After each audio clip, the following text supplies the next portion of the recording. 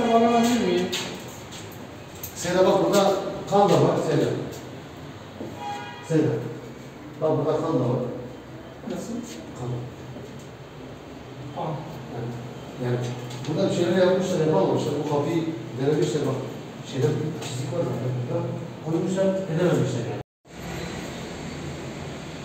Karşısı Özbek işlemi. Özbek. Özbek.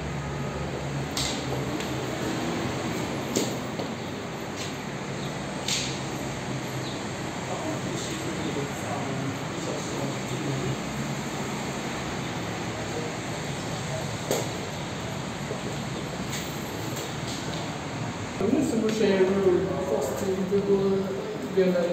İnsanlara belirttim gelin. Adamı şu sizin rezilini çekin.